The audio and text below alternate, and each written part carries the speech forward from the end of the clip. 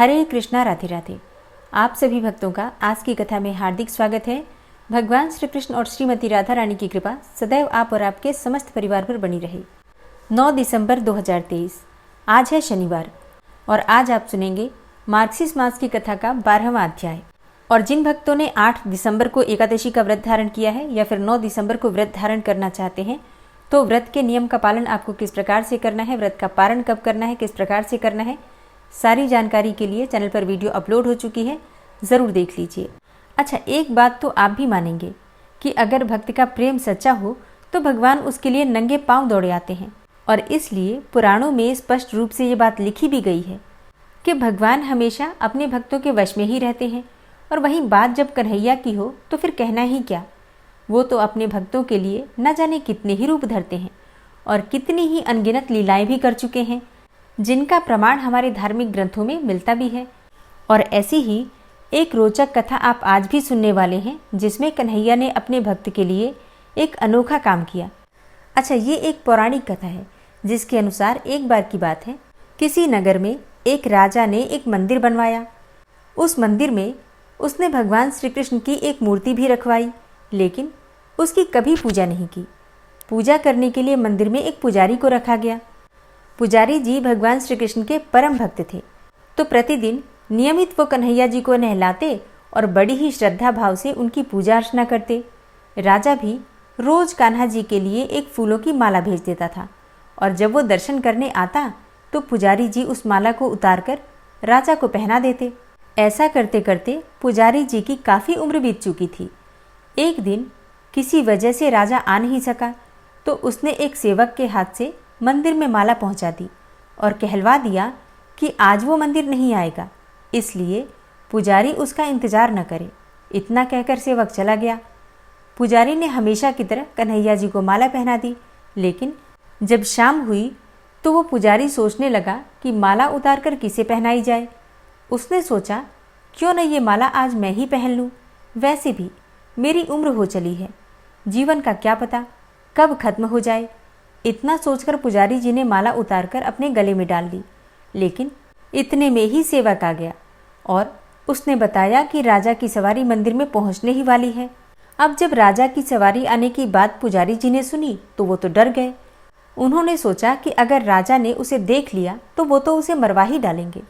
आनन फानन में पुजारी जी ने अपनी माला उतारकर वापस कन्हैया जी को पहना दी और जैसे ही राजा अंदर आया तो हमेशा की ही तरह पुजारी ने माला कान्हा जी के गले से उतारकर राजा को पहना दी। लेकिन माला पर लगा सफ़ेद बाल देखकर राजा समझ गए कि पुजारी ने ये माला स्वयं ही पहनी थी। बस फिर क्या था, राजा क्रोधित हो उठे और उन्होंने गुस्से में पुजारी से कहा कि माला पर सफ़ेद बाल कहाँ से आया। तब राजा की बात सुनकर पुजारी डर गया और बोल पड़ा, ये तो कन्हैया जी का बाल है।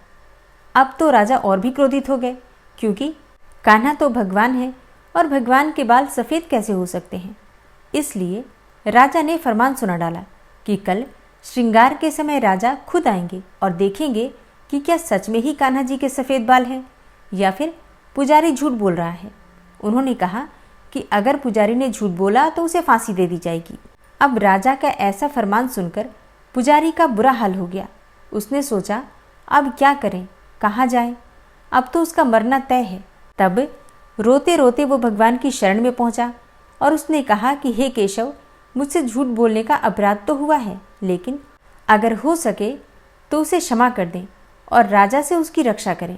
पुजारी ने कहा कि हे माधव, आपकी सेवा करते करते मैं वृद्ध हो चुका हूँ, अब आप मुझे माफ़ कर दीजिए, दोबारा ऐसी गलती नहीं होगी। यही कहते कहते पुजारी की न जाने कब आँख लग गई और उसकी आँख तब खुली जब सुबह हो चुकी थी। उधर सुबह होते ही राजा भी आ गया और कहने लगा, आज कान्हा जी का श्रृंगार वो खुद करेगा। ऐसा कहकर जैसे ही राजा ने कान्हा जी का मुकुट उतारा तो देखा कि श्री कृष्ण के तो सारे ही बाल सफ़ेद हैं, लेकिन राजा को फिर भी यकीन नहीं हुआ। उसे लगा कि फांसी के डर से पुजारी ने ही बालों को रंग दिया होगा। अब राजा ने सोचा कि क्यों न कन्हैया जी का एक बाल तोड़कर देखा जाए। इसके बाद राजा ने कान्हा जी का एक बाल तोड़ लिया, लेकिन जैसे ही बाल टूटा कन्हैया के सिर से खून की धारा बहने लगी। ये देखकर राजा भगवान के चरणों में गिरकर माफ़ी मांगने लगा। तभी श्री कृष्ण की मूर्ति से आवाज़ आई हे राजन, तुमने मुझे केवल मूर्ति मात्र ही समझा, इसलिए आज से मैं तुम्हारे लिए केवल मूर्ति मात्र ही रहूँगा। लेकिन पुजारी ने सच्चे मन से और पूरी श्रद्धा से मेरी भक्ति की है, इसलिए उसकी अनन्य भक्ति को देखकर मुझे अपने बाल सफ़ेद करने पड़े। कन्हैया जी ने कहा कि भक्ति में कभी भी संशय नहीं होना चाहिए और अपने सच्चे भक्तों की लाज मैं कभी जाने ही नहीं देता। जब भक्त को अपने भगवान के सिवाय और कुछ नहीं दिखाई देता, जब उसे अपने भगवान से इतना प्रेम हो जाता है कि उसे अपना भी भान नहीं रहता कि वो कौन है, तब वह अपने असली स्वरूप को ही भूल जाता है। ऐसा ही एक बार श्री राधा रानी जी के साथ भी हुआ था। एक प्रचलित कथा के अनुसार एक बार श्री राधा जी ने भगवान श्री कृष्ण से कहा कि कोई भी गोपी तुम्हें मेरे समान प्रेम नहीं कर सकती।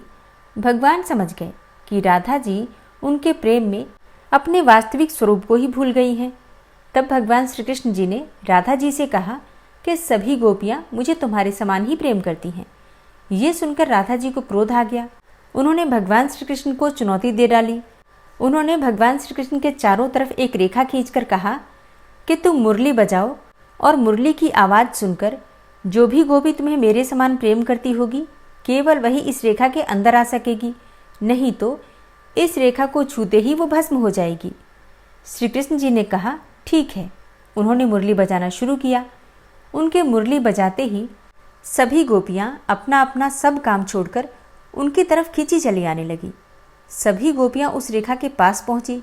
श्री राधिका जी ने देखा कि सभी गोपियाँ उस रेखा के अंदर आ गईं और किसी को भी कुछ नहीं हुआ। सभी गोपियाँ भगवान को प्रेम से एकटक देख रही थी। उन्हें अपने शरीर की सुध-बुध ही नहीं थी। ये देखकर राधा जी भगवान श्री कृष्ण के चरणों में बैठ गई और बोली कि मुझे क्षमा कर दो, मैंने तुम पर केवल अपना ही अधिकार समझा। ये देखकर भगवान कृष्ण ने उन्हें समझाया कि हे राधे, तुम फिर भूल कर रही हो। तुम अपने वास्तविक रूप को पहचानो कि तुम कौन हो।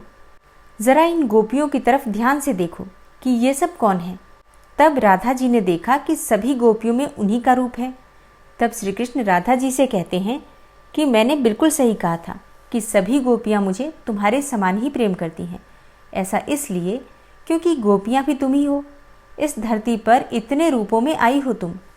भगवान ने राधा जी की एक सहेली ललिता की तरफ इशारा करके कहा, ये गोपी अपने आप को ललिता कहती है, लेकिन वास्तव में देखो कि ये कौन है। राधा जी ने देखा कि ललिता में भी उन्हीं का रूप है। तब कृष्ण ने कहा, ललिता भी सिर्फ मुझसे ही प्रेम करती है, लेकिन वो जानती है कि मैं सिर्फ तुमसे प्रेम करता हूँ, इसलिए वो मेरी प्रसन्नता के लिए अपने प्रेम का बलिदान कर रही है और यहाँ तक कि वो हम दोनों को मिलाने का प्रयास भी करती रहती है। ये त्याग, समर्पण और निष्काम भक्ति प्रेम के ही रूप हैं, यानी तुम्हारे ही रूप हैं। तुम धरती पर प्रेम के सभी रूपों में आई हो। अपने वास्तविक स्वरूप को पहचानो। ऐसी लीला करके भगवान श्री कृष्ण और राधा जी ने ये समझाने की कोशिश की है कि प्रेम केवल अपने प्रेमी को पाने का ही नाम नहीं है। प्रेम में त्याग, समर्पण और निष्काम भक्ति शामिल है। प्रेम में कोई उम्मीद नहीं होती, चाहे वो मिले या ना मिले, और जहाँ उम्मीद होती है तो वहाँ प्रेम नहीं होता, फिर वो प्रेम मोह बन जाता है। प्रेम कभी अपनी बड़ाई नहीं करता, वो अहंकार से रहित होता है। प्रेम का स्वभाव ही है अपने प्रेमी की प्रसन्नता में ही प्रसन्न रहना। प्रेम में न कोई स्वार्थ है, न कोई उम्मीद है और ना ही कोई परिस्थिति, बस रहता है तो एकमात्र प्रेम। तब ऐसे में शरीर भले ही दो हों, पर आत्मा एक ही हो जाती है, और यही गुण है राधा कृष्ण के प्रेम में। राधा कृष्ण को समझ पाना अत्यंत कठिन है। राधा जी एक रूप में भगवान के हृदय स्वामिनी बनकर उन्हीं के साथ रहती हैं, तो दूसरे ही रूप में अपने प्रेम का बलिदान भी कर रही हैं। श्री राधा जी के हृदय में केवल भगवान कृष्ण का ही वास है। वे एक क्षण के लिए भी उनसे अलग नहीं होती, लेकिन जब बात संसार और मानव जाति के कल्याण की आती है तो वो भगवान श्री कृष्ण को अपने से दूर जाने को भी स्वीकार कर लेती हैं। लेकिन वो श्री कृष्ण के साथ ही रहती हैं, क्योंकि राधा जी ही कृष्ण की आत्मा है। जब उद्धव जी को अपनी भक्ति का अहंकार हुआ तो भगवान श्री कृष्ण ने उनका अहंकार दूर करने के लिए उन्हें गोपियों और राधा जी के पास ही भेजा। राधा जी के दर्शन से उद्धव का उद्धार हो गया। वो प्रेम और भक्ति की सही परिभाषा को जान पाए। राधा वह नाम है जिससे प्रेम परिभाषित होता है, जिनसे श्री कृष्ण को पाया जा सकता है, जिनसे भगवान की कृपा को पाया जा सकता है। राधा के बिना कृष्ण अधूरे हैं और इसलिए तो कृष्ण से पहले राधा का नाम लिया जाता है। श्री कृष्ण में श्री शब्द राधा रानी के लिए ही प्रयुक्त हुआ है। राधे राधे रटते रटते ही मनुष्य का कल्याण हो जाता है, क्योंकि प्रेम के माध्यम से ही परमात्मा को पाया जा सकता है। प्रेम और भक्ति ही है जिसके आगे भगवान भी हार जाते हैं। प्रेम ही तो है जो निर्गुण और निराकार ब्रह्म को भी सगुण और साकार रूप में अपने पास आने के लिए विवश कर देता है। यानी प्रेम और भक्ति ही जगत का सार है। तो प्रेम से बोलिए ब्रज की अधिष्ठात्री देवी श्री राधिका रानी की जय। श्री राधा कृपा कटाक्ष स्तोत्र। मुनीन्द्र वृंद वंदिते त्रिलोक शोक हारिणी प्रसन्न वक्त्र पंकजे निकुंज भूविलासिनी व्रजेन्द्र भानुनंदिनी व्रजेन्द्र सूनु संगते कदा करिष्यसि मां कृपा कटाक्ष भाजनम्।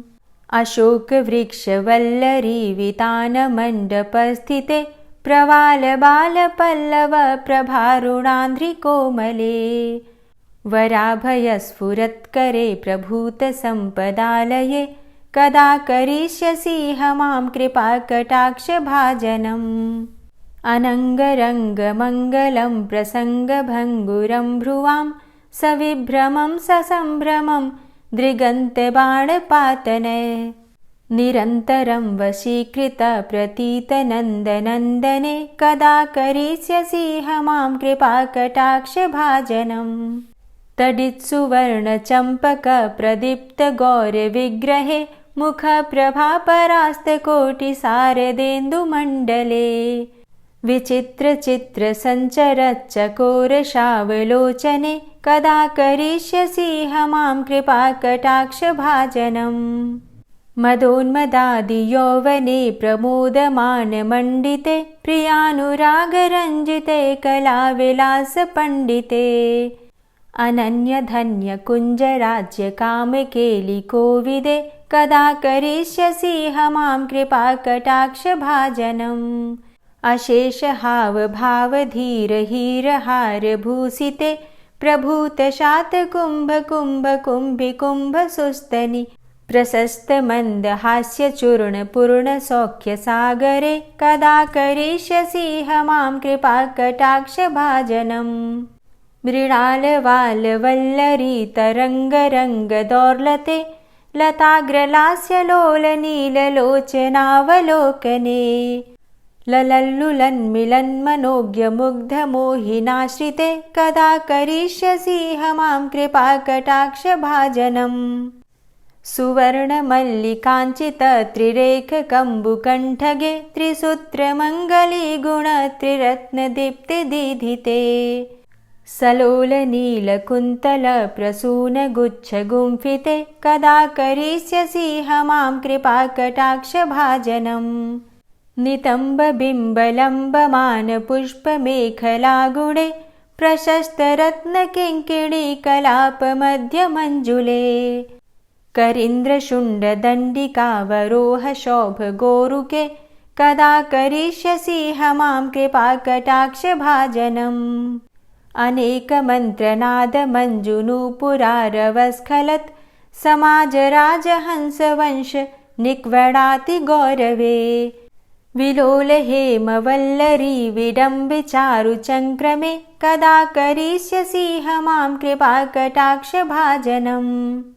अनंत कोटि विष्णुलोक नम्र पद्मजार्चिते हिमाद्रिजा पुलोमजा विरिंचिजा वरप्रदे अपार सिद्धि रिद्धि दिग्ध सत्पदांगुली नखे कदा करिष्यसि मां कृपा कटाक्ष भाजनम्। मखेश्वरी क्रियेश्वरी स्वधेश्वरी सुरेश्वरी त्रिवेद भारतीश्वरी प्रमाण शासनेश्वरी रमेश्वरी क्षमेश्वरी प्रमोद काननेश्वरी ब्रजेश्वरी व्रजाधिपे श्रीराधिके नमोस्तुते। इतीममद्भुतं स्तवं निशम्य भानुनन्दिनी करोतु सन्ततं जनं कृपा कटाक्ष भाजनम्। भवेत्तदैव सञ्चित त्रिरूपकर्मनाशनं लभेत्तदा ब्रजेन्द्रसूनुमण्डलप्रवेशनम्। जय जय श्री राधे, जय जय श्री राधे। ओम विश्वं विष्णुर्वषट्कारो भूतभव्य भवत्प्रभु भूतकृत भूतभृद्भावो भूतात्मा भूतवाहन भूतात्मा परमात्मा च मुक्तानां परमागति अव्ययः पुरुषः साक्षी क्षेत्रज्ञो अक्षर एव च योगो योगविदां नेता प्रधानपुरुषेश्वरः नारसिंहवपुः श्रीमान् केशवः पुरुषोत्तमः सर्वः शर्वः शिवस्थाणुर्भूतादिर्निधिर्व्ययः सम्भवो भावनो भर्ता प्रभवः प्रभुरीश्वरः स्वयंभू शम्भुरादित्यः पुष्कराक्षो महास्वनः अनादिनिधनो धाता विधाता धातुरुत्तमः अप्रमेयो ऋषिकेश पद्मनाभो अमरप्रभु विश्वकर्मा मनुस्त्वष्टा स्थविष्ठः स्थविरो ध्रुवः अग्राह्यः शाश्वतः कृष्णो लोहिताक्षः प्रतर्दनः प्रभूतस्त्रिककुब्धाम पवित्रं मङ्गलं परम् ईशानः प्राणदः प्राणो ज्येष्ठः श्रेष्ठः प्रजापति हिरण्यगर्भो भूगर्भो माधवो मधुसूदनः ईश्वरो विक्रमी धन्वी मेधावी विक्रमः क्रमः अनुत्तमो दुराधर्षः कृतज्ञः कृतिरात्मवान् सुरेशः शरणं शर्म विश्वरेताः प्रजाभवः अह संवत्सरो व्यालः प्रत्ययः सर्वदर्शनः अज सर्वेश्वर सिद्ध सिद्धे सर्वादिर्च्युतः वृषाकपिर्मेयात्मा सर्वयोगविनिश्रितः वसुर्वसुमना सत्य समात्मा संमितः समः अमोघ पुण्डरीकाक्षो वृषकर्मा वृषाकृतिः रुद्रो बहुशिरा बभ्रुर्विश्वयोनिः शुचिश्रवः अमृतः शाश्वतस्थाणुर्वरारोहो महातपः सर्वगः सर्वविद्भानुर्विश्वक्सेनो जनार्दनः वेदो वेदविद्व्यङ्गो वेदाङ्गो वेदवित्कविः लोकाध्यक्षः सुराध्यक्षो धर्माध्यक्षः कृताकृतः चतुरात्मा चतुर्व्यूहश्चतुर्द्रष्टश्चतुर्भुजः भ्राजेष्णुर्भोजनं भोक्ता सहिष्णुर्जगदाति च अनघो विजयोजेता विश्वयोनिः पुनर्वसु उपेन्द्रो वामनः प्रांशुर्मोघः शुचिरुर्जितः अतीन्द्रः सङ्ग्रहः सर्गो धृतात्मा नियमो यमः वेद्यो वैद्यः सदा योगी वीरः माधवो मधुः अतीन्द्रियो महामायो महोत्साहो महाबलः महाबुद्धिर्महावीर्यो महाशक्तिर्महाद्युतिः अनिर्देश्य वपुः श्रीमान् मेयात्मा महाधृतिर् महिश्वासो महीभर्ता श्रीनिवासः सतां गति अनिरुद्ध सुरानन्दो गोविन्दो गोविन्दाम्पति मरीचिर्दमनो हंस सुपर्णो भुजगोत्तम हिरण्यनाभ सुतपा पद्मनाभ प्रजापति अमृत्यु सर्वदिक्सिंह सन्धाता सन्धिमानस्थिर अजो दूर्मर्षणः शास्ता विश्रुतात्मा सुरारिः गुरुर्गुर्तमो धाम सत्य सत्यपराक्रम निमिषो अनिमिषो श्रग्वी वाचस्पतिरुदारधि अग्रणिर्ग्रामणी श्रीमान् न्यायो नेता समीरण सहस्रमूर्धा विश्वात्मा सहस्राक्षा सहस्रपात् आवर्तनो निवृत्तात्मा संवृतः सम्प्रमर्दन अह संवर्तको वहनिर्निलोधरणीधरः सुप्रसादः प्रसन्नात्मा विश्वदृग्विशुभुग्विभु सत्कर्ता सत्कृतः साधु जहर्नुर्नारायणो नरः असंख्येयो अप्रमेयात्मा विशिष्टशिष्टकृच्छुवि सिद्धार्थ सिद्धसङ्कल्प सिद्धिदः सिद्धिसाधनः वृषाहि वृषभो विष्णुर्विष्पर्वा वृषोदरः वर्धनो वर्धमानश्च विविक्तः श्रुतिसागरः सुभुजो दूर्धरो वाग्मी महेन्द्रो वसुदो वसु नैकरूपो बृहद्रूप शिपिविष्टः प्रकाशनः ओजस्तेजो द्युतिधर प्रकाशात्मा प्रतापनः रिद्धस्पष्टाक्षरो मन्त्रश्चन्द्रांशुर्भास्करद्युतिः अमृतांशुद्भवो भानु शशबिन्दुः सुरेश्वरः औषधं जगतः सेतु सत्यधर्मपराक्रमः भूतभव्य भवन्नाथ पवनः पावनो नलः कामः कामकृत्कान्तः कामः कामप्रदः प्रभु युगादिकृद्युगावर्तो नैकमायो महाशनः अदृश्यो अव्यक्तरूपश्च सहस्रजितनन्तजित् इष्टो अविशिष्ट शिष्टेष्ट शिखण्डी नहुसो वृष क्रोधः क्रोधकृत्कर्ता विश्वबाहुर्महीधरः अच्युतः प्रतितः प्राणः प्राणदो वासवानुजः अपां निधिर्धिष्ठानं प्रमत्तः प्रतिष्ठितः स्कन्दः स्कन्दधरो धूर्यो वरदो वायुवाहनः वासुदेवो बृहद्भानुरादिदेवः पुरन्दरः अशोकस्तारणस्तारः शूरः सौरिर्जनेश्वरः अनुकूलः शतावर्त पद्मी पद्मनिभेक्षणः पद्मनाभो अरविन्दाक्ष पद्मगर्भ शरीरभृत् महर्धिरिद्धो वृद्धात्मा महाक्षो गरुडाध्वजः अतुलः शरभो भीमो समयज्ञो हविर्हरि सर्वलक्षणलक्षण्यो लक्ष्मीवान् समितिञ्जयः वीक्षरो रोहितो मार्गो हेतुर्दामोदरः सह महीधरो महाभागो वेगवान् मिताशनः उद्भवः क्षोभणो देव श्रीगर्भ परमेश्वर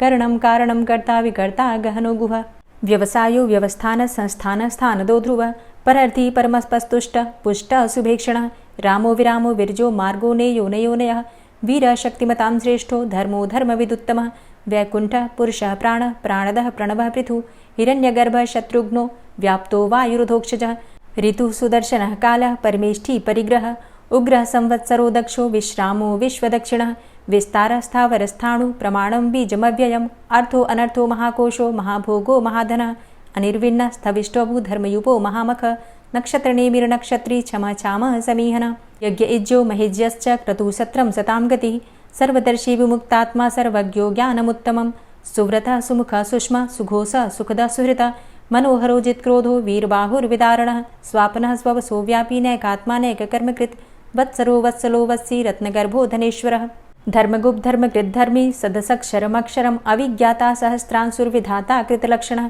गभस्तिनेमिः सत्त्वस्थः सिंहो भूतमहेश्वरः आदिदेवो महादेवो देवेशो देवभृद्गुरुः उत्तरो गोपतिर्गोप्ता ज्ञानगम्यः पुरातनः शरीरभूतभृद्भोक्ता कपीन्द्रो भूरि दक्षिणः सोमभो अमृतपः सोमः पुरुजित पुरुषोत्तमः विनयोजयः सत्यसन्धो दाशाः सात्वतां पतिः जीवो विनयिता साक्षी मुकुन्दो अमितविक्रमः अम्भो निद्रणन्तात्मा महोदधीशयोऽन्तकः अजोमहारः स्वाभाव्यो जितामित्रः प्रमोदनः आनन्दो नन्दनो नन्दः सत्यधर्मा त्रिविक्रमः महर्षि कपिलाचार्यः कृतज्ञो मेदिनीपतिः त्रिपदस्त्रिदशाध्यक्षो महाशृङ्गः कृतान्तकृत् महावराहो गोविन्दः सुखेणः कनकाङ्गदी गुह्यो गभीरो गहनो गुप्तश्चक्रगदाधरः वेधा स्वाङ्गो अजितः कृष्णो दृढः सङ्कर्षणोच्युतः वरुणो वारुणो वृक्षः पुष्कराक्षो महामनाः भगवान् भगानन्दी वनमाली हलायुधः आदित्यो ज्योतिरादित्यः सहिष्णुर्गतिसत्तमः सुधन्वाखण्ड परशुर्दारुणो द्रविडप्रदः दिविस्त्रिक्सर्वदृग्व्यासो वाचस्पतिर्योनिजः त्रिसामा सामगः साम निर्वाणं भेषजम्भिषक्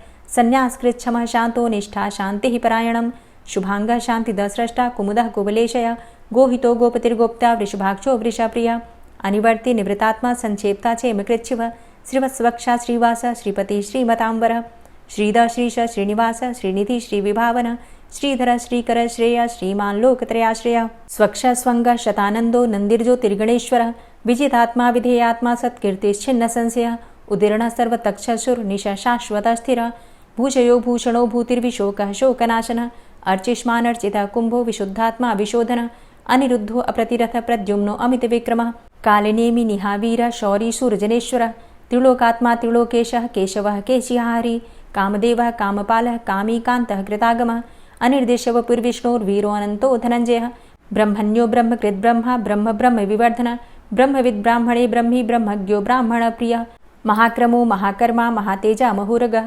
महाक्रतुर्महायज्वा महायज्ञो महाहवि स्तव्यः स्तव प्रियः स्तोत्रं स्तुतिस्तोतारणप्रियः पूर्णः पुरैता पुण्यः पुण्यकीर्तिर्नामयः मनोजवस्तीर्थकरो वसुरेता वसुप्रदः वसुप्रदो वासुदेव वसुर्वसुमनाहवि सद्गतिः सत्कीर्तिः सत्ता सद्भूतिः सत्परायणः शूरसेनो यदुश्रेष्ठः सन्निवासः सुयामुनः भूतावासो वासुदेवः सर्वासु निलयोऽनलः दर्पः दर्पदो दृप्तो दूर्धरोऽथा पराजितः विश्वमूर्तिर्महामूर्तिर्दीप्तमूर्तिर्मूर्तिमान् अनेकमूर्तिरव्यक्तः शतमूर्तिः शताननः एको नैकः सवः किं यत्तत्पदमनुत्तमं लोकबन्धुर्लोकनाथो माधवो भक्तवत्सलः सुवर्णवर्णो हेमाङ्गो वराङ्गश्चन्दनाङ्गदी वीरः विषमः शून्यो घृताशीरचलश्चलः अमानीमानदो मान्यो लोकस्वामी त्रिलोकदृक् सुमेधा मेधजो धन्यः सत्यमेधाधराधरः तेजोवृषः द्वितिधरः सर्वशस्त्रभृताम्बरः प्रग्रहो निग्रहो व्यग्रो नैकशृङ्गो गदाग्रजः चतुर्मूर्तिश्चतुर्बाहुश्चतुर्व्यूहश्चतुर्गति चतुरात्मा चतुर्भावश्चतुर्वेदविदेकपात् समावर्तो अनिवृतात्मा दुर्जयो दुरतिक्रमः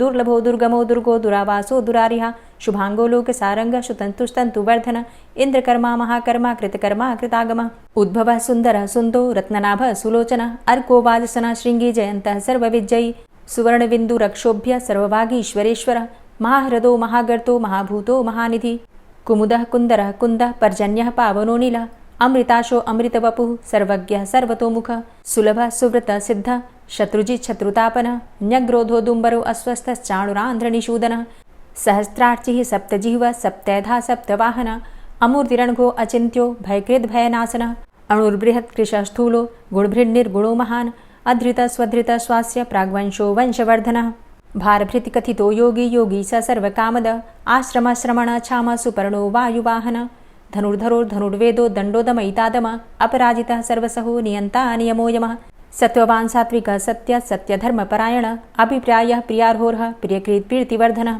विहाय सगतिर्ज्योति सुरुचिर्हुद्भुग्विभु रविर्विलोचनः सूर्य सविता रविलोचनः अनन्तो हुद्भुग्भोक्ता सुखदो नैकजोग्रज अनिर्विण्ण सदामर्षि लोकाधिष्ठानमद्भुतः सनात सनातन्तमः कपिलः कपिरप्यय स्वस्तिदा स्वस्तिकृत् स्वस्ति स्वस्तिभुक् स्वस्ति दक्षिणः रौद्रः कुण्डली चक्रे विक्रम्युर्जितशासनः शब्दातिगः शब्दशः शिशिरः शर्वरीकर अक्रूरः पेशलो दक्षो दक्षिणः क्षमिणाम्बर विद्वतमो वितभय पुण्यश्रवणकीर्तन उत्तारणो दुष्कृतिः पुण्यो दुःस्वप्ननाशनः वीरः रक्षणः संतो जीवनः पर्यवस्थितः अनन्तरूपो अनन्तसृर्जितमन्युर्भयापः चतुरश्रो गभीरात्मा विदिशो व्यादिशो दिश अनादिर्भूर्भुवो लक्ष्मीः सुवीरो रुचिराङ्गदः जननो जन्मादिर्भीमो भीमपराक्रमः आधारनीले योधाता पुष्पः सः प्रजागर ऊर्ध्वगः सत्पथाचारः प्राणदः प्रणवपण प्रमाणं प्राणनीलयः प्राणभृत् प्राणजीवनः तत्त्वं तत्त्वविदेकात्मा जन्म मृत्यु जरातिगः भूर्भुवः स्वस्तरुस्तारः सविता प्रपितामहः यज्ञो यज्ञपतिर्यज्वा यज्ञाङ्गो यज्ञवाहनः यज्ञभृद्यज्ञकृद्यज्ञ यज्ञभुग्यज्ञसाधनः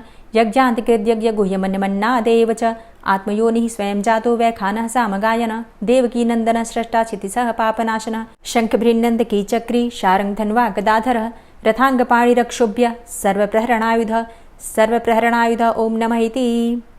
गजेंद्र मोक्ष पाठ। पाठ सुनाने से पहले थोड़ी सी जानकारी मैं आपको देना चाहती हूँ इस स्तोत्र के बारे में। हिंदू धर्म के प्रथम ग्रंथ श्रीमद् भगवद गीता के 3 अध्याय में गजेंद्र स्तोत्र पढ़ने को मिलता है। इसमें श्लोकों की संख्या है 33 और ऐसा कहा जाता है कि इस मंत्र का जाप करने से जीवन में किसी भी प्रकार की परेशानी हो तत्काल आपको उससे मुक्ति मिल जाती है। इस स्तोत्र में हाथी और मगरमच्छ के साथ हुए युद्ध का वर्णन किया गया है और गजेंद्र जब युद्ध से हार जाता है तो भगवान विष्णु का ध्यान करके उनकी स्तुति करता है और उसकी स्तुति से प्रसन्न होकर भगवान विष्णु आते हैं और उसे मोक्ष प्रदान करते हैं। और इस पाठ को करते समय अगर हम अपने मन में ये भावना रखें कि हे श्री हरि विष्णु, जिस प्रकार से गजेंद्र को परेशानी से आपने बाहर निकाला उसी प्रकार से हमें भी हमारी परेशानियों से बाहर निकालिए, तो निश्चित ही भगवान विष्णु हमारी मदद करते हैं। तो अब सच्चे मन से भगवान श्री हरि विष्णु का ध्यान करके इस परम कल्याणकारी स्तोत्र का पाठ करते हैं। शुक जी ने कहा कि बुद्धि के अनुसार पिछले अध्याय में वर्णन किए गए रीति से अपने मन को नियंत्रित करके और हृदय को स्थिर करके गजेंद्र अपने पिछले जन्म में याद किए गए सर्वोच्च कार्य और बार बार जप किए जाने वाले स्तोत्र का जप करने लगा। गजेंद्र ने मन ही मन श्री हरि को ध्यान करते हुए कहा कि जिनके प्रवेश करने से शरीर और मस्तिष्क चेतन की तरह व्यवहार करने लगते हैं, ओम द्वारा लक्षित और पूरे शरीर में प्रकृति और पुरुष के रूप में प्रवेश करने वाले उस सर्वशक्तिमान देवता का मैं मन ही मन स्मरण करता हूँ, जिनके सहारे ये पूरा संसार टिका हुआ है और जिनसे ये सारा संसार अवतरित हुआ है, जिन्होंने प्रकृति की रचना की है और जो खुद उसके रूप में ही प्रकट है, लेकिन उसके बावजूद भी वो इस पूरी दुनिया में सर्वोपरि और श्रेष्ठ हैं। ऐसे अपने आप और बिना किसी कारण के भगवान की मैं शरण में जाता हूँ। अपने संकल्प शक्ति के बल पर अपने ही स्वरूप में रचित और सृष्टि काल में प्रकट एवं प्रलय में अप्रकट रहने वाले इस शास्त्र प्रसिद्धि प्राप्त कार्य कारण रूपी संसार को जो बिना कुंठित दृष्टि के साक्ष्य रूप में देखते रहने पर भी लिप्त नहीं होते, चक्षु आदि प्रकाशकों के परम प्रकाशक प्रभु आप मेरी रक्षा करें। बीतते गए समय के साथ तीनों लोकों और ब्रह्मादि लोकपालों के पंचभूत में प्रवेश कर जाने पर और पंचभूतों से लेकर महत्वपूर्ण सभी कारणों के उनकी परम करुणा स्वरूप प्रकृति में मग्न हो जाने पर उस समय दुर्गेर और घोर अंधकार रूपेण प्रकृति ही बच रही थी। उस अंधकार से परे अपने परम धाम में जो सर्वव्यापी भगवान सभी दिशाओं में प्रकाशित होते रहते हैं, वो भगवान मेरी रक्षा करें। विभिन्न नाट्य रूपों में अभिनय करने वाले और उस अभिनेता के वास्तविक स्वरूप को जिस प्रकार से साधारण लोग भी नहीं जान पाते, उसी तरह से सत्व प्रधान देवता और महर्षि भी जिनके स्वरूप को नहीं जान पाते, ऐसे में कोई साधारण प्राणी उनका वर्णन कैसे कर सकता है। ऐसे दुर्गम चरित्र वाले भगवान मेरी रक्षा करें। अनेकों शक्ति से मुक्त, सभी प्राणियों को आत्मबुद्धि प्रदान करने वाले, सबके बिना कारण हित और अतिशय साधु स्वभाव ऋषि मुनिजन जिनके परम स्वरूप को देखने की इच्छा के साथ वन में रहकर अखंड ब्रह्मचर्य तमाम अलौकिक व्रतों को नियमों के अनुसार पालन करते हैं, ऐसे प्रभु ही मेरी गति है।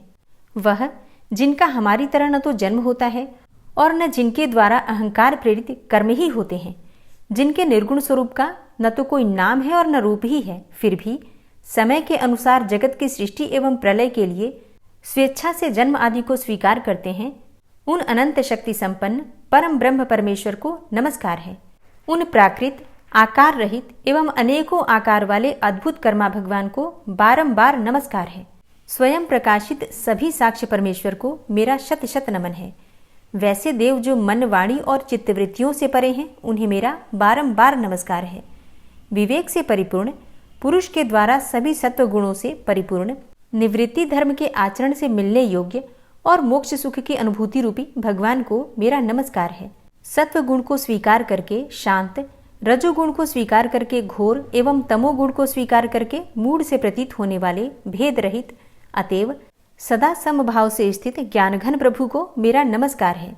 शरीर इंद्रिय आदि के समुदाय रूप संपूर्ण पिंडों के ज्ञाता, सबके स्वामी एवं साक्षी रूप प्रभु को मेरा नमस्कार है। सबके अंतर्यामी, प्रकृति के भी परम कारण किंतु स्वयं कारण रहित प्रभु को नमस्कार है। संपूर्ण इंद्रियों एवं उनके विषयों के ज्ञाता, समस्त प्रतीतियों के कारण रूप संपूर्ण जड़ प्रपंच एवं सबकी मूलभूता अविद्या के द्वारा सूचित होने वाले तथा संपूर्ण विषयों में अविद्या रूप से भासने वाले प्रभु को मेरा नमस्कार है। सबके कारण किंतु स्वयं कारण रहित तथा कारण होने पर भी परिणाम रहित होने के कारण अन्य कारणों से विलक्षण कारण आपको बारंबार नमस्कार है। संपूर्ण वेदों एवं शास्त्रों के परम तात्पर्य, मोक्ष रूप एवं श्रेष्ठ पुरुषों की परम गति भगवान को नमस्कार है।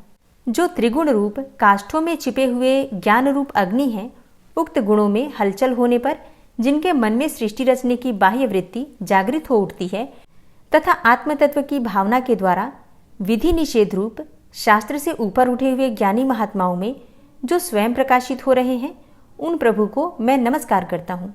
मुझ जैसे शरणागत पशु तुल्य अर्थात अविद्याग्रस्त जीवों की अविद्या रूप फांसी को सदा के लिए पूर्ण रूप से काट देने वाले अत्यधिक दयालु एवं दया करने में भी कभी आलस्य न करने वाले नित्य मुक्त प्रभु को नमस्कार है। अपने अंश से संपूर्ण जीवों के मन में अंतर्यामी रूप से प्रकट होने वाले सर्वनियंता अनंत परमात्मा आपको नमस्कार है। शरीर, पुत्र, मित्र, घर, संपत्ति एवं कुटुंबियों में आसक्त लोगों के द्वारा कठिनता से प्राप्त होने वाले तथा मुक्त पुरुषों के द्वारा अपने हृदय में निरंतर चिंतित ज्ञान स्वरूप सर्वसमर्थ भगवान को नमस्कार है। जिन्हें धर्म, अभिलाषित भोग, धन तथा मोक्ष की कामना से भजने वाले लोग अपनी मनचाही गति पा लेते हैं, अपितु जो उन्हें अन्य प्रकार के अयाचित भोग एवं अविनाशी पार्षद शरीर भी देते हैं, वे अतिशय दयालु प्रभु मुझे इस विपत्ति से सदा के लिए उबार लें। जिनके अनन्य भक्त जो वस्तुतः एकमात्र उन भगवान के ही शरण हैं, धर्म, अर्थ आदि किसी भी पदार्थ को नहीं चाहते, अपितु उन्हीं के परम मंगलमय एवं अत्यंत विलक्षण चरित्रों का गान करते हुए आनंद के समुद्र में गोते लगाते रहते हैं, उन अविनाशी, सर्वव्यापक, सर्वश्रेष्ठ ब्रह्मादि के भी नियामक, अभक्तों के लिए प्रकट होने पर भी भक्ति योग द्वारा प्राप्त करने योग्य, अत्यंत निकट होने पर भी माया के आवरण के कारण अत्यंत दूर प्रतीत होने वाले, इंद्रियों के द्वारा अगम्य तथा अत्यंत दुर्विज्ञेय, अंत रहित किंतु सबके आदि कारण एवं सब ओर से परिपूर्ण उन भगवान की मैं स्तुति करता हूँ। ब्रह्मा आदि समस्त देवता, चारों वेद तथा संपूर्ण चराचर जीव नाम और आवृत्ति भेद से जिनके अत्यंत क्षुद्र अंश के द्वारा रचे गए हैं, जिस प्रकार प्रज्वलित अग्नि से लपटे तथा सूर्य से किरणें बार बार निकलती हैं और पुनः अपने कारण में ही लीन हो जाती हैं, उसी प्रकार बुद्धि, मन, इंद्रिय और नाना योनियों के शरीर, यह गुणमय प्रपंच जिन स्वयं प्रकाश परमात्मा से प्रकट होता है और पुनः उन्हीं में लीन हो जाता है, वे भगवान न तो देवता हैं और न असुर, न मनुष्य हैं न तिर्यक अर्थात मनुष्य से नीची, पशु, पक्षी आदि किसी भी योनि के प्राणी हैं, न वे स्त्री हैं और न पुरुष हैं और न ही नपुंसक हैं, न वे ऐसे कोई जीव हैं जिनका इन तीनों ही श्रेणियों में समावेश हो सके, न वे गुण हैं, न कर्म है, न कार्य है और न तो कारण ही है। सबका निषेध हो जाने पर जो कुछ बच रहता है वही उनका स्वरूप है और वे ही सब कुछ हैं। ऐसे भगवान मेरे उद्धार के लिए आविर्भूत हों। मैं इस ग्राह के चंगुल से छूटकर जीवित नहीं रहना चाहता, क्योंकि भीतर और बाहर सब ओर से अज्ञान से ढके हुए इस हाथी के शरीर से मुझे क्या लेना है। मैं तो आत्मा के प्रकाश को ढक देने वाले उस अज्ञान की निवृत्ति चाहता हूँ, जिसका कालक्रम से अपने आप नाश नहीं होता, अपितु भगवान की दया से अथवा ज्ञान के उदय से ही होता है। इस प्रकार मोक्ष का अभिलाषी मैं विश्व के रचयिता, स्वयं विश्व के रूप में प्रकट तथा विश्व से सर्वथा परे, विश्व को खिलौना बनाकर खेलने वाले, विश्व में आत्मरूप से व्याप्त, अजन्मा, सर्वव्यापक एवं प्राप्य वस्तुओं में सर्वश्रेष्ठ भी भगवान को केवल प्रणाम ही करता हूँ, उनकी शरण में हूँ। जिन्होंने भगवत भक्ति रूप योग के द्वारा कर्मों को जला डाला है, वे योगी लोग उसी योग के द्वारा शुद्ध किए हुए अपने हृदय में जिन्हें प्रकट हुआ देखते हैं, उन योगेश्वर भगवान को मैं नमस्कार करता हूँ। जिनकी त्रिगुणात्मक अर्थात सत्व, रज, तम रूप शक्तियों का राग रूप वेग असह्य है, जो संपूर्ण इंद्रियों के विषय रूप में प्रतीत हो रहे हैं, तथापि जिनकी इंद्रियां विषयों में ही रची पची रहती हैं, ऐसे लोगों को जिनका मार्ग भी मिलना असंभव है, उन शरणागत रक्षक एवं अपार शक्तिशाली आपको बार बार नमस्कार है।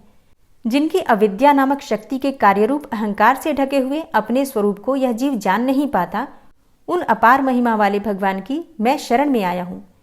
जिसने पूर्वोक्त प्रकार से भगवान के भेद रहित निराकार स्वरूप का वर्णन किया था, उस गजराज के समीप जब ब्रह्मा आदि कोई भी देवता नहीं आए, जो भिन्न भिन्न प्रकार के विशिष्ट विग्रहों को ही अपना स्वरूप मानते हैं, तब साक्षात श्रीहरि, जो सबके आत्मा होने के कारण सर्वदेव स्वरूप हैं, वहां प्रकट हो गए। गजराज को उस प्रकार से दुखी देखकर तथा उसके द्वारा पड़ी हुई स्तुति को सुनकर सुदर्शन चक्रधारी जगदाधार भगवान इच्छानुरूप वेग वाले गरुड़ जी की पीठ पर सवार होकर स्तवन करते हुए देवताओं के साथ तत्काल उस स्थान पर पहुंच गए जहां पर वह हाथी था। सरोवर के भीतर महाबली ग्रह के द्वारा पकड़े जाकर दुखी हुए उस हाथी ने आकाश में गरुड़ की पीठ पर सवार चक्र उठाए भगवान श्री हरि को देखकर अपनी सूंड को, जिसमें उसने पूजा के लिए कमल का एक फूल ले रखा था, ऊपर उठाया और बड़ी ही कठिनाई से सर्वपूज्य भगवान नारायण आपको नमस्कार है, यह वाक्य कहा। उसे पीड़ित देखकर अजन्मा श्रीहरि एकाएक गरुड़ को छोड़कर नीचे झील पर उतर आए। वे दया से प्रेरित होकर ग्राह सहित उस गजराज को तत्काल झील से बाहर निकाल लाए और देवताओं के देखते ही देखते चक्र से मुंह चीरकर उसके चंगुल से हाथी को उबार लिया। गजेंद्र मोक्ष स्तोत्र संपूर्ण हुआ। और अब बड़े ही प्रेम से भक्ति भाव से जयकारा लगाइए भगवान श्री हरि विष्णु की जय। और अब आप सुनेंगे श्री तुलसी चालीसा। श्री तुलसी महारानी करु विनय सिरनाय, जो मम हो संकट विकट दीजे मात नशाय। नमो नमो तुलसी महारानी, महिमा अमित न जाए बखानी। दियो विष्णु तुमको सन्माना, जग में छायो सुयस महाना। विष्णु प्रिया जय जयति भवानी, तिहु लोक की हो सुख खानी। भगवत पूजा करे जो कोई, बिना तुम्हारे सफल न होई। जिन घर तव नहीं होय निवासा, उस घर कर ही विष्णु नहीं बासा। करें सदा जो तव नित सुमिरन, तेहि के काज होय सब पूरन। कार्तिक मास महात्म तुम्हारा, ताको जानत सब संसारा। तव पूजन जो करे कुंवारी, पावे सुंदर वर सुकुमारी। करे जो पूजा नित प्रति नारी, सुख संपत्ति से होय सुखारी। वृद्धा नारी करे जो पूजन, मिले भक्ति होवे पुलकित मन। श्रद्धा से पूजे जो कोई, भवनिधि से तर जावे सोई। कथा भागवत यज्ञ करावे, तुम बिन नहीं सफलता पावे। छायो तब प्रताप जग भारी, ध्यावत तुम्हीं सकल चित धारी। तुम्ही मात यंत्रन तंत्रन में, सकल काज सिद्धि होवे क्षण में। औषधि रूप आप हो माता, सब जग में तव यश विख्याता। देव ऋषि मुनि और तपधारी, करत सदा तव जय जयकारी। वेद पुराणन तव यश गाया, महिमा अगम पार नहीं पाया। नमो नमो जय जय सुख कारणी, नमो नमो जय दुख निवारणी। नमो नमो सुख संपत्ति देनी, नमो नमो अघ काटन चेनी। नमो नमो भक्तन दुख हरणी, नमो नमो दुष्टन मद छेनी। नमो नमो भव पार उतारणी, नमो नमो परलोक सुधारणी। नमो नमो निज भक्त उबारणी, नमो नमो जन काज सवारणी। नमो नमो जय कुमति नशावनी, नमो नमो सब सुख उपजावनी। जयति जयति जय तुलसी माई, ध्याऊं तुमको शीश नवाई। निज जन जानी मोहि अपनाओ, बिगड़े कारज आप बनाओ। करूं विनय मैं मात तुम्हारी, पूर्ण आशा करहु हमारी। शरण चरण कर जोरी मनाऊं, निश दिन तेरे ही गुण गाऊं। करहु मात अब मो पर दाया, निर्मल होए सकल मम काया। मांगू मातु यही बर दीजे, सकल मनोरथ पूर्ण कीजे। जानू नहीं कछु नेम आचारा, क्षमहु मातु अपराध हमारा। 12 मास करे जो पूजा, तासम जग में और नहीं दूजा। प्रथम ही गंगा जल मंगवावे, फिर सुंदर स्नान करावे, चंदन अक्षत पुष्प चढ़ावे, धूप दीप नैवेद्य लगावे। करें आचमन गंगा जल से, ध्यान करे हृदय निर्मल से, पाठ करे फिर चालीसा की, स्तुति करे मात तुलसा की। यह विधि पूजा करे हमेशा, ताके तन नहीं रहे कलेशा। करे मास कार्तिक का साधन, सोवे नित पवित्र हुई जाहि। है यह कथा महासुखदाई, पढ़े सुने सो भव तर जाई। यह श्री तुलसी चालीसा, पाठ करे जो कोय, गोविंद सो फल पावही, जो मन इच्छा होय। तुलसी चालीसा संपूर्ण। और अब आप सुनेंगे तुलसी महारानी की आरती। तुलसी महारानी नमो नमो, हरि की पटरानी नमो नमो। तुलसी महारानी नमो नमो, हरि की पटरानी नमो नमो। धन्य तुलसी पूर्ण तप कीनो, धन्य तुलसी पूर्ण तप कीनो। शालिग्राम की बनी पटरानी नमो नमो। तुलसी महारानी नमो नमो, हरि की पटरानी नमो नमो। जाके पत्र मंजरी कोमल, जाके पत्र मंजरी कोमल, श्रीपति कमल चरण लपटानी नमो नमो।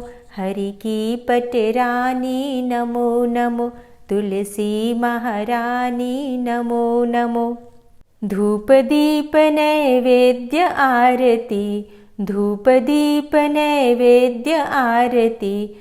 पुष्पन की वर्षा बरसानी नमो नमो।